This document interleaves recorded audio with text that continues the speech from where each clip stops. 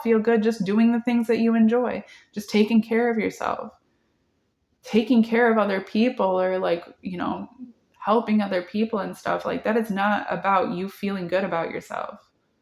Ever. It's not what it's about. Literally, you don't give in order to receive things from it.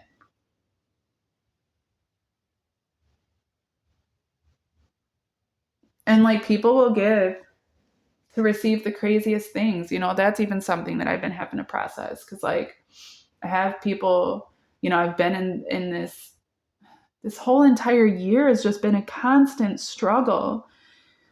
And I haven't, tried to hide that. I haven't tried to like act like, I'm so great and everything's so good and I'm doing so, I'm so strong to be able to handle all of this or anything. Like, I've been vulnerable about these things. And then like, I've had people offer help in different ways, and it like, it just fucks me up, because it literally like 99 out of 100 times comes down to them hoping to receive something for it and from it, whether it be attention or, like people giving to me so that they can feel like they're being used by me, so then they can like have a sense of ego about it. That fucks me up. People like giving with the expectation that the more that they give, the more guilty I'll feel about receiving, to the point that I'll be willing to give what it is that they're after. Like, it's not help. That's not helpful. That's not helping. You know how many times I've literally just like seen somebody in need and given to them, knowing I would never talk to them again, never see them again, never know if it actually like, if they survived that day. But at least they had that thing for that moment. At least they had that thing for that time. At least they knew that for a second that somebody cared. It's the same reason that I don't do so much for money. There's so much different things I could do for so much money. I know all these different people that do things that I do. And if I applied myself to those things the way that they did and was able to sell myself the way that they did, I'd be able to make a lot of money. But that would be selling those things. That would be selling those gifts that are gifts to be given, not for me to receive from, but for other people to know that those things even exist. And I take that seriously. I don't care how other people judge that. Well, I think it's stupid. I wouldn't do that. How are you going to sit here and be broke when you could literally be comfortable if you would just sell yourself a little bit? Like, I've already done that. It didn't make me happy. I've already been secure financially while selling my soul. It doesn't make me happy. I'm not going to keep doing that shit. I'm literally happier not having anything and having to be like, man, when my struggles are like, I haven't eaten in a few days and I don't know how I'm going to get any food and I don't know how I'm going to get any cover, and like it's raining and all of my stuff is soaking wet and I don't know how I'm going to be able to care for even these basics. That's still better than the feeling that I'm selling my soul. And like, because that's the physical reality. I can deal with the torture of the physical reality. I refuse to settle for the torture of, the mental, emotional, spiritual aspect of myself. Like, I'm not doing it. It's far too valuable to me. It's been everything. It's literally the way that I'm able to conceive my entire reality. You're not going to take that from me. And that's what, it's frustrating. I don't mean to sound like such a bitch, but like, I don't get how so many people can be comfortable selling out. Not like, I guess it's because they haven't cultivated those things, and so like, it's not, who cares? It's not like when I'm actually like in my self-actualization, I feel great about myself, because they're still like so low on the process of it, so they just never put in that work, and the world, the way that it's going, just continues to reward them more and more for not doing the active work to gain control over themselves, the entire reality is set up to try to enslave people, and people are happy being slaves these days. They honestly would rather be a slave than have to like do something uncomfortable. Yeah, I mean, it's it literally is just like in the Bible. Like when the Israelites were complaining that they wanted to go back to Egypt and be slaves, because at least when they were slaves, they had meat to eat every day, they had housing, they weren't stuck in the fucking wilderness, wandering around not knowing what they were doing. I get it. I get it. But I also know from experience, I know from experience the power of faith and the power of trusting in better. And I would not have experienced, dude, I would have killed myself back when I was a fucking child. A child. I tried to kill myself for the first time when I was 8 years old. Like, I would have, if I didn't have faith that things could be better, if I was willing to go through all that work and that crazy process, if I was willing to make those sacrifices, I would have just killed myself back then. And it got really, really hard at times. I wanted to. I didn't know where my faith was. I didn't know what I was having faith in. It was still there, but it was so tiny. You know, they say like the faith of a mustard seed. Like it was so insignificant seeming, but it still carried me. It's carried me this entire way. People that are actually set up against me, that are literally like going into their little covens and like sacrificing little animals and fucking, you know, having weird ass orgies that they feel really guilty about later on, like doing all this shit, chanting to try to, you know, burying jars and shit, trying to, you know, harm me and my mentality and my security and my finances and my health and my love life and my family and all of this different shit. Like, there's no power in it. There's no power in it so long as I've maintained my faith. And as small as it has become, it has still always been more powerful than any of that bullshit. You want to know why? Because that's bullshit. Because that shit isn't coming from those people's actual power. We are in the third dimension. All right. You can act like I'm the one that's delusional, but at least I realize what dimension we're in. You know, there's other dimensions happening, and yeah, we have access to them. But in the third dimension, that's where our power is. And being third dimensional ourselves, that's the greatest power that we have over the third dimension. You know, like, it's crazy. It's crazy because it's just, if you're willing to give your power to anyone or anything else outside of yourself in this dimension, you're weaker for it. You're weaker for it. Faith is your power, is your strength, is you. It's everything. And like, I truly believe too that like, even when it comes to severe mental illness, like, you know, if somebody, my mom used to argue about that, where she was like, well, you know, there's some people that believe they're Julius Caesar, but that doesn't mean that they're Julius Caesar. And it's like, well, yeah, not in reality, but if they really do believe that, and if they're able to validate that, then to them, they are. That is their reality. It becomes an active reality that we live in a world where people really do believe that they're Julius Caesar.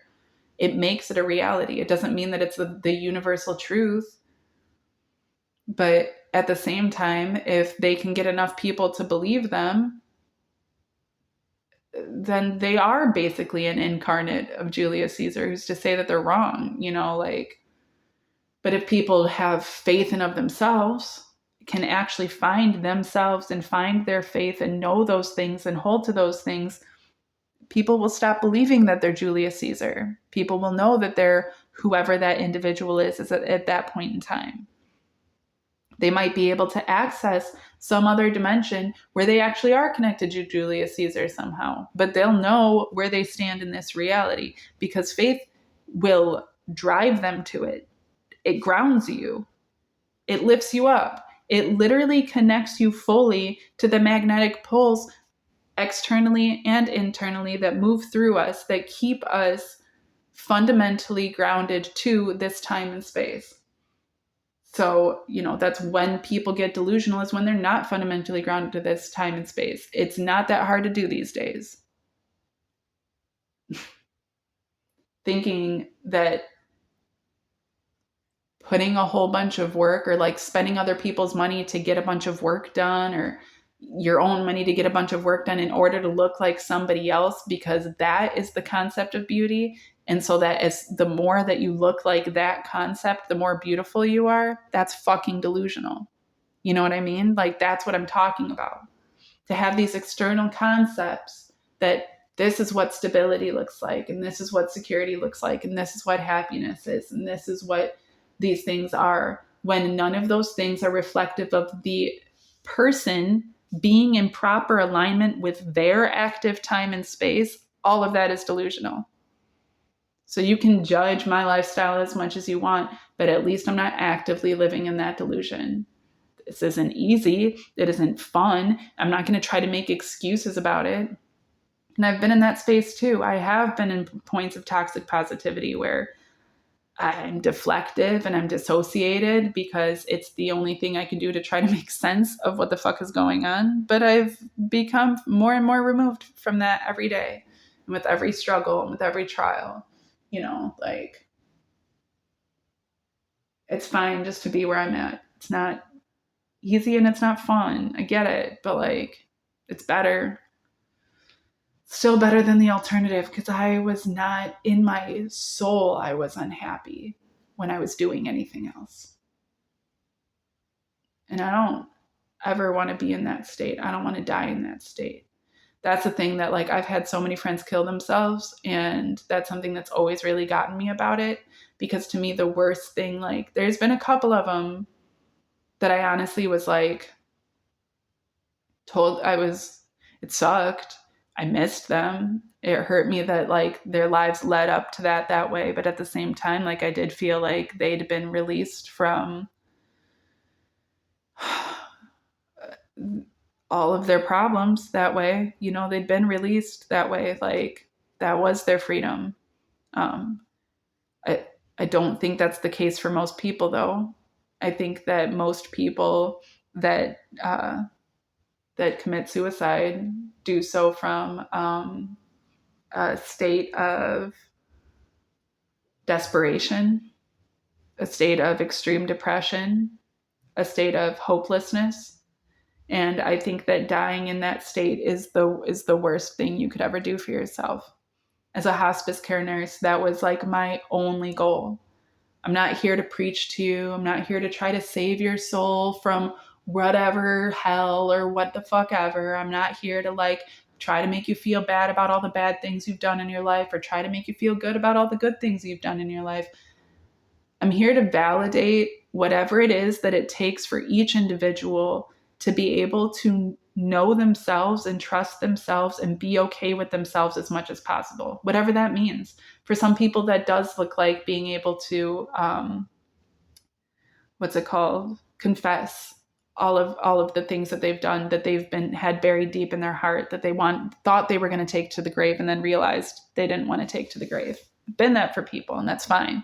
I have no problem being that for people. I'm happy to be that for people. For some people, it's been to be able to continue to focus on all of the happy times and the good memories that they have, and the people that actually cared, and the things that they had that were of value, so that they aren't in a low state at that moment, And I'm so happy to be able to offer those things to people. For some people, it's, to feel a sense of pride that they did this, and that they accomplished this, and that they did their work, and that they did a good job. It's not up to me to decide the individual for themselves. My job as a hospice care nurse was simply to be an avenue, or like a tool that they could use in order to access that clarity in of themselves, so that in the moment that they passed, they weren't passing with a sense of hopelessness. They weren't passing with a sense of regret. They weren't passing with a sense of shame or of loss or of pain, And to me, that's everything. Having done that job, like, after having so many friends kill themselves, and then after being a hospice care nurse, like, it's a pretty consistent thing that it actually helped me out of my depression a lot too, because I was constantly having struggling with suicidal ideation, and to realize that I didn't want to die in that state, like, okay, well then what can I do to make myself not feel hopeless? Whatever it takes, and like I've said, like, I'm aware that my path isn't the same as everybody else's. I'm aware that I would hope that this isn't what it needs to look like for most people. I'm under the impression that it looks this way largely in part because of the struggles I've had with, my family and my partners and those that have been set up against me intentionally, and that this is all a working out of those negativities.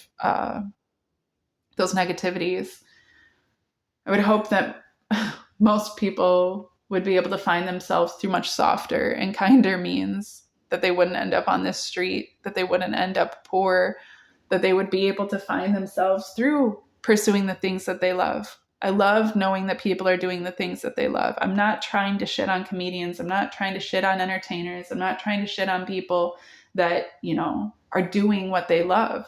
I just think it's very important that people know themselves, because more often than not, people are simply convincing themselves that these things are what they love, that these things are what make them happy. But if you asked them what happiness actually is, they wouldn't be able to tell you. To them, it's a constant working out of desperation instead of just falling into alignment and being at peace and being able to have a sense of contentment of self. There's some external thing that they're relying on in order to feel stable and secure. There's some sort of external thing that they're relying on in order to feel valuable. And that to me is just like, it's a travesty. It's a lie. It's not the actual reality. And the more that we cater to those things, the more that everybody is going to hell in a handbasket. And so might as well just do drugs and fuck whoever and just laugh the whole way there, because everybody's so hopeless. But we're not hopeless. There is a hope. It's us. It's us. It's in us. It's in us to be able to do those things.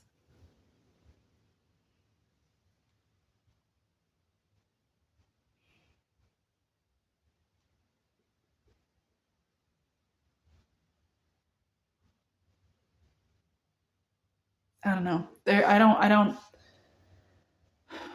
know that I'm struggling. I'm having a hard time. I'm coming up against a lot. I don't entirely feel supported. I know that there's people wishing for my best and that love to see me thriving. And I try to value that as much as possible. And I know that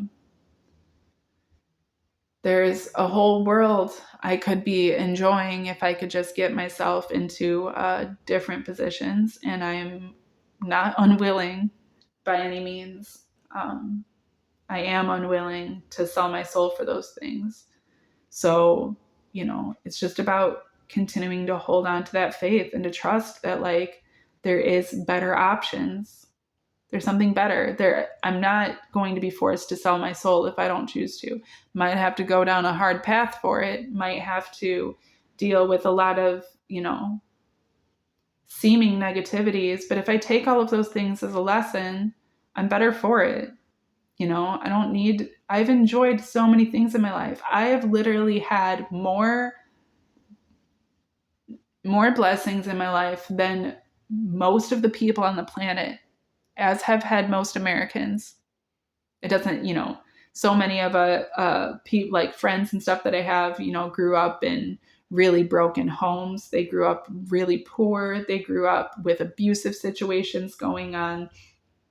And then moved into those types of things as adults too, because they hadn't learned anything better. And, life has just kept coming up against them and they're struggling. And it's really, really difficult to go through those things in a first world nation, when there's people living right beside you, or even in your own friend groups, who never had any of those problems, or who have tons of money and expendable income and don't even think twice about trying to help you out. And like, those things can be frustrating, but at the same time, like, I have been to a third world nation before.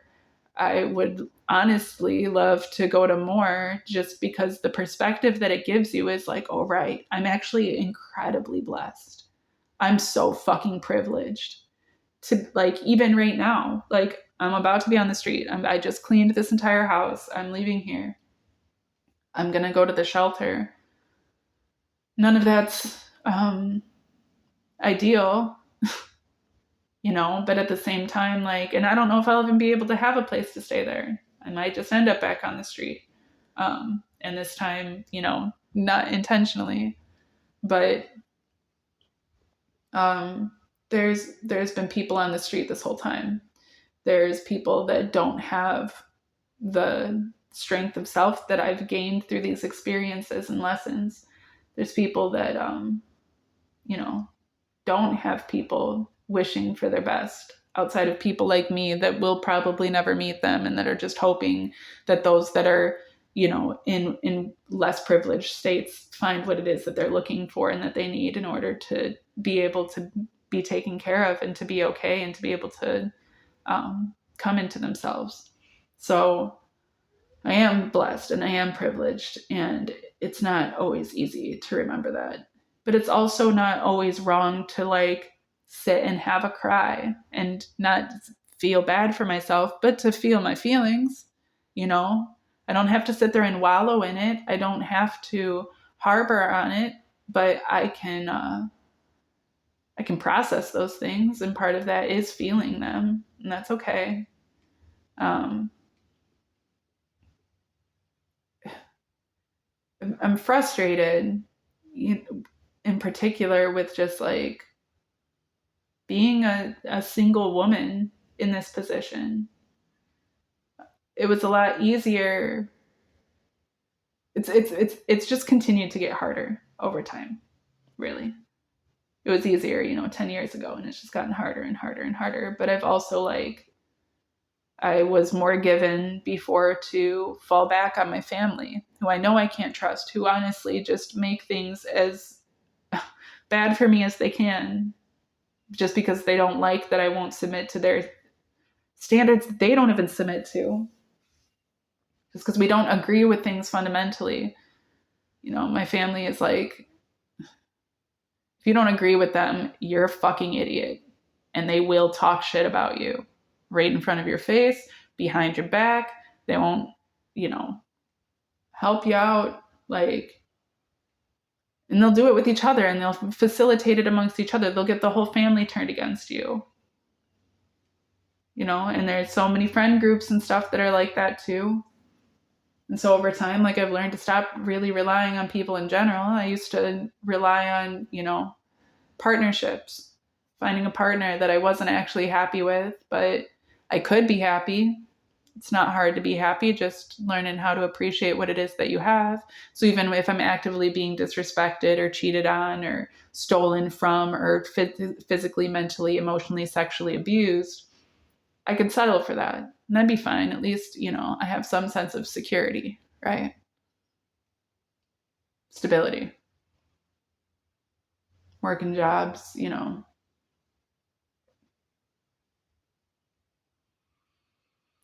So I've come a long way from those things. I won't settle for any of it. I'll work whatever jobs I need to work, but if my boss is actively disrespecting me and putting their hands on me in ways that I haven't consented, I'm not going to fucking work there.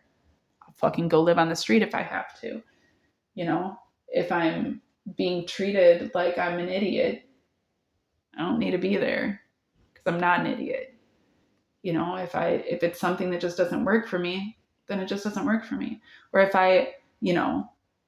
somebody doesn't like that I'm not willing to give them more than I've already given, or, that I'm not consistently given everything that I've given in the past, like, relationship wise, whatever, like, I don't need you to meet your demands. I'm my own person. I'm not demanding those things of you. Like, if I don't have equal give and take, I don't need it. I don't want it, and I'm not going to settle for it. I would literally rather be in the position I'm at. That's why I'm in the position I am. I don't have a problem with it. I am happier in this position. as much as I'm struggling, as hard as it is, as much as I do cry about it, I cry way less than I ever did when I had my own stable house and a secure job and, you know, everything was just hunky dory. It wasn't. I wasn't happy. I was miserable. You know, and I've learned now how to cultivate these things better and of myself so I can be in those positions now, not with those same people, not in those same positions. I wouldn't go back to that shit, but I can be, you know, have a normal, whatever, basic job, pays whatever, or find some sort of specialist job that pays more, that isn't exactly what I'm looking for, but is stable and secure. I don't have a problem with those things by any means. It's kind of hard to find those things when you're on the fucking street, when you can't shower regularly, when you're not eating or sleeping properly. It's hard to do customer service jobs or any sort of, you know, whatever type of work like that. It's hard just to maintain work, especially when you don't have a car. I've had the hardest time not having a car. That used to be my security. This is the first time in my life, you know, since I was able to drive, that I haven't, aside from when I lost my license, that I haven't had a car. And it's a lot to process. It's hard. It's a really it's a learning curve for me. But I'm doing my best, and you know, I'm applying for jobs. I'm, you know, putting myself out there as much as I can. In the past week, I've had 3 different men that had ads up on the internet for live-in housekeepers, which would be an ideal position so that I can have a roof over my head and I can trade for work, because I'm not just going to move somewhere for free, and I'm not just going to move somewhere like just to live with some person, you know, without, no, I don't expect anything of you. You're welcome to live here for free. No, that doesn't work either.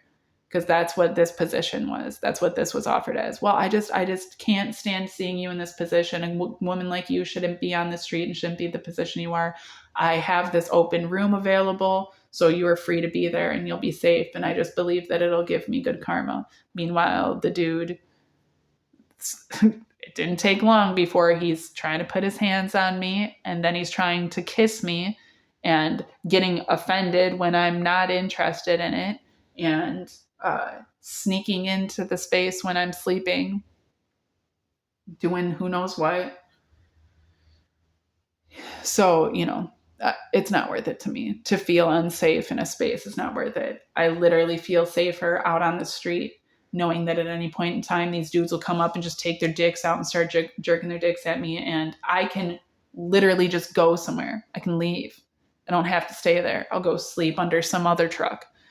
You know, like, I don't feel trapped. I'm not going to stay trapped anywhere. I've literally lived in a fucking closet before. I'm not going to stay trapped again. Not doing it. And I'm definitely not going to, like, one of the dudes was like, well, I live in the sticks, you know, and the bus doesn't really come this way, so you'd have to walk a bit if you did take the bus. I'll come pick you up, but I won't be able to take you back where you're at. So you would just have to stay permanently, you know, so you'd have to just be okay with moving in right away. And then he was like, you know, I already talked to my mom about you, and you're not even the only attractive woman that's applied, which I was like pleasantly surprised by, where it's like, you shouldn't be looking for attractive women to be your housekeeper, you fucking weirdo, especially your live-in housekeeper, especially when you already said that it's a very small personal space. So I'll be sleeping on a futon in an open space where you'll also be sleeping and living.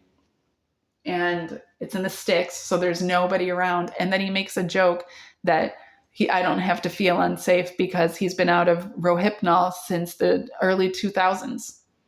Yeah, the last dude that made a joke about Rohypnol to me used it on me and raped me with 2 other dudes. So I don't really, or he and another dude.